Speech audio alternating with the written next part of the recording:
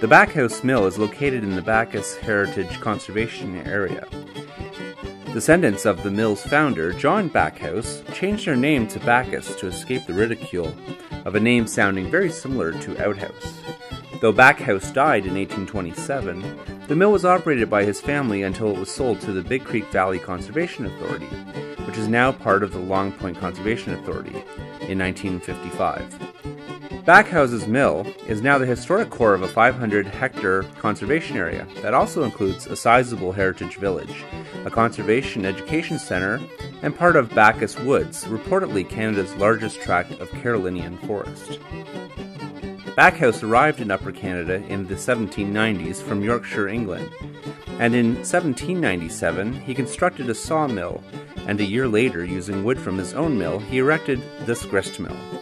Not only has the mill survived the elements of over 2 centuries, it was one of the only mills in the area to survive the War of 1812. Water from the pond is delivered to the mill's overshot wheel by a rather uncommon elevated flume about 30 meters in length. Lined with black plastic sheeting to prevent rot, the flume has been reconstructed in the same spot as the original. The mill currently captures power using an overshot wheel, one of only 3 such mills remaining in Ontario to do so, the other 2 being Roblin's Mill and Bruce's Mill.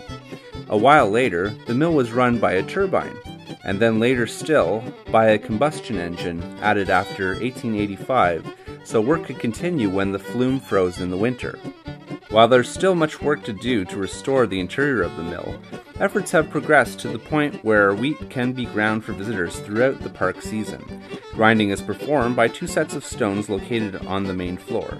A small window in the floor between the 2 stones provides a view of the spinning gears in the level below.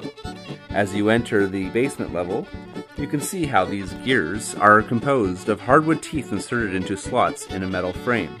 Before leaving the basement level, note the giant one-piece rough-hewn beams running the entire width of the building.